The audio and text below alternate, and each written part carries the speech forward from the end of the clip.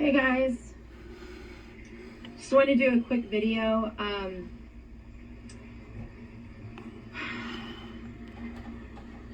I'm not usually concerned in the way of like worried, or I do feel disturbed by a lot of things. Obviously, I feel disturbed. That's the word I use because I don't want to get into fear at all.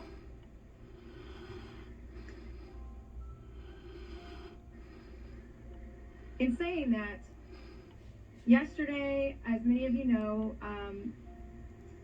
our dear friend Michael, he had a diabetic episode. He's being treated.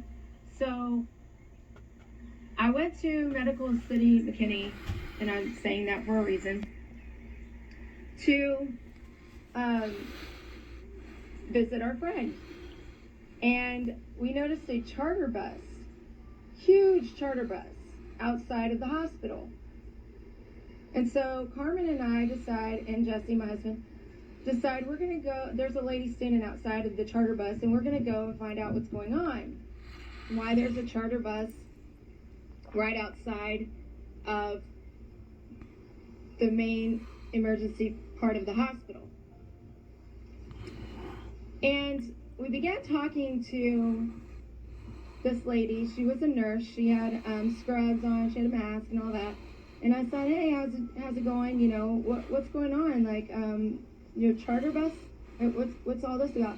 She said, oh, I'm from Wisconsin, and we're being bussed in. And I said, what do you mean you're being bussed in? She says, well, you know, there's a shortage of doctors and nurses. They're all leaving. I said, oh, okay, well, why do you think they're leaving? And then I also said, and why do they need to bus you in? I mean, they still have nurses and doctors here. She said, well, no, because of the COVID surge. I said, okay. So I said, how many beds are available for the COVID patients here? Because last year they were saying things like, and I'm going to just rabbit trail for a second. Last year they would say things like the beds are full, but they were only dedicating 15% of hospital beds, all hospital beds, to COVID. Only 15%. So when they say they're all full, that could mean 20 beds, whatever it was according to the hospital's capacity, right? So 15%.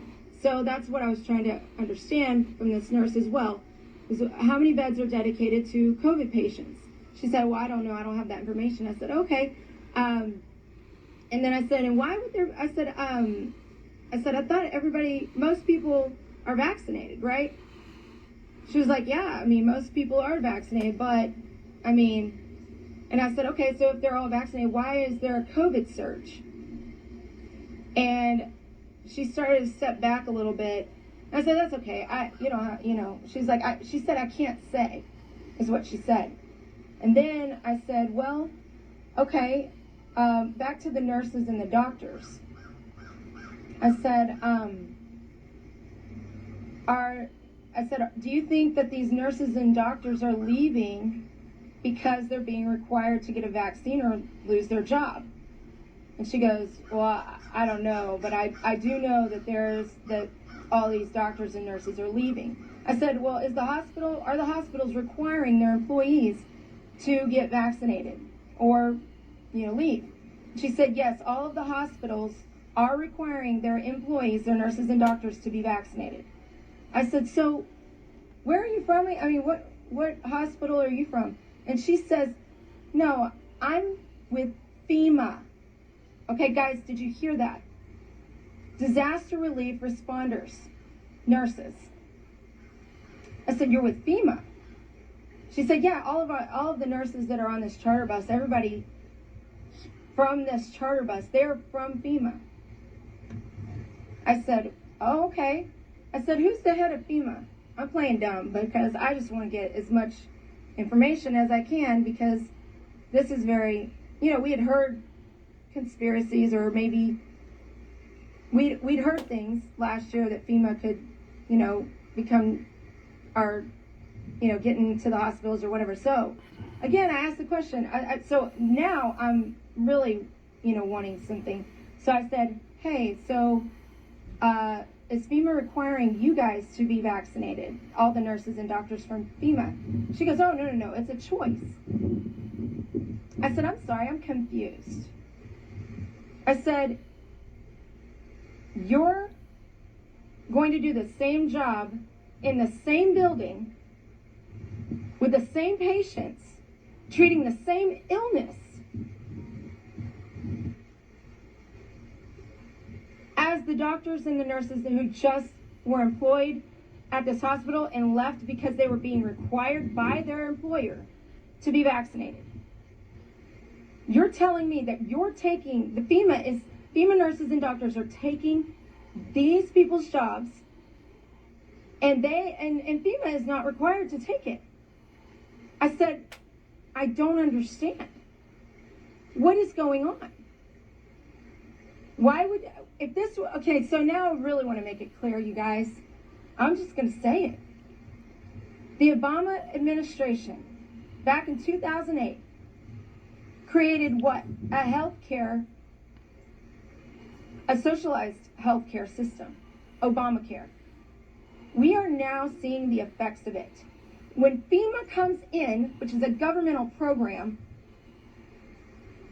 they defunded our hospitals with the doctors and the nurses, requiring them, those hospitals have literally decided their employees need to get vaxxed or they can leave. But it's not about that. It has nothing to do with that. This is a government takeover of our hospital. And if we don't stop this, you guys, you know what's going to happen?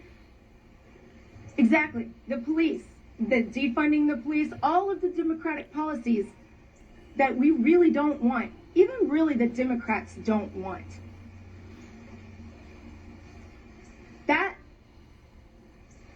This is very concerning. Like I said before, I don't get fearful. I do get disturbed, though. This was very disturbing to have this conversation with this nurse from FEMA telling me that she is not required to get a vaccine, but she's going to work in the same building, doing the same job, treating the same illness, treating the same patients. And all of our good doctors and nurses around us in our communities are no longer fit for the job because they're not getting vaccinated. What the hell kind of double standard is this? It's not. Again, it's not even about it. And we knew this. We knew it wasn't about this. We were kind of like, what's going on, right? And we could put the pieces in the places and say, yes, this is happening, this is going to happen, this is going to happen. But we didn't put the piece together that it is socialized medicine that is taking over our hospitals. What are we going to do about this, guys? We need to band together, you guys. I mean, we are fighting as hard as we can on every single front. And thank you, freedom fighters, for doing everything you can.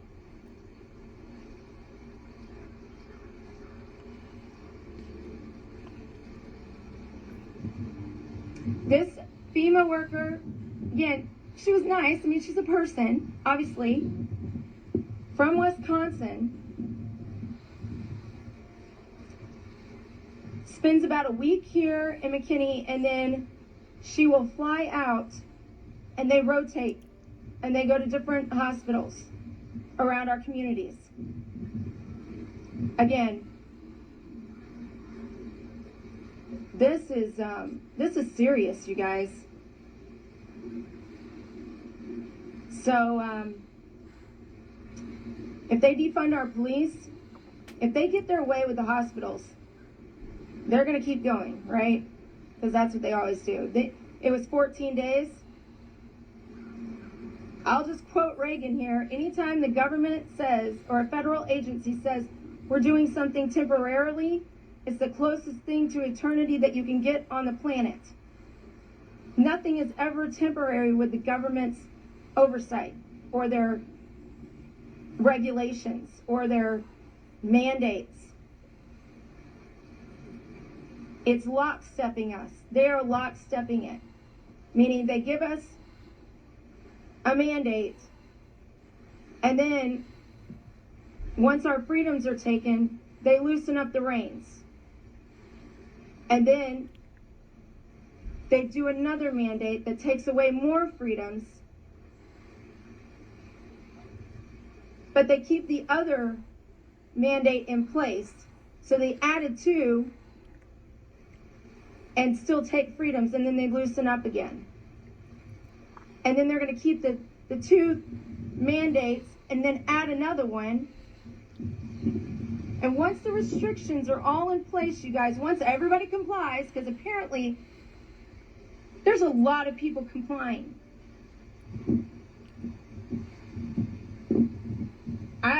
I was very confident, I will say this, I was very confident before having this conversation with this FEMA worker that we're winning. And I don't want to spread doom and gloom because I don't know what's going to happen, but all I got to tell you is we have to fight hard. We are not going to let them turn us into Venezuela or Australia. That's the closest to my heart right now. I have friends over there.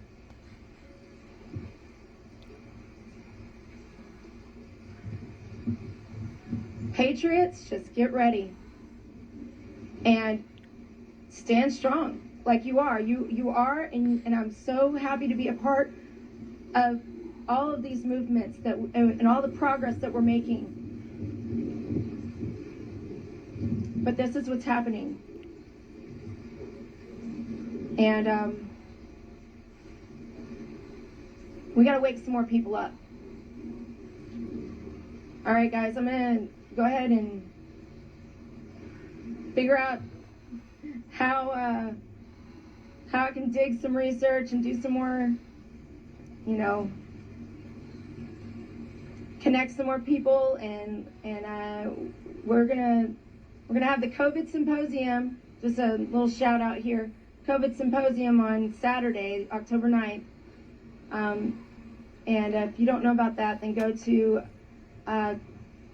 North Texas Conservative Events, I believe it is, or Conservative Events of North Texas. Conservative Events in North Texas, I think it is. And you can find some information there about all the events that are happening. I'll be at the COVID symposium. I know Samuel Hall will be there as well. This really isn't about a advertisement. It's just we've got to get this out to the frontline doctors. If they don't really I don't know how many people know about this. I really don't know how many doctors know about this. I'm not saying I'm smarter. I just happen to be in the right place at the right place at the right time to get this information straight from a FEMA worker. But more on this later, okay, you guys? We'll stand strong and we're gonna fight together. I love you guys, and we'll talk soon. Have a good day. Bye.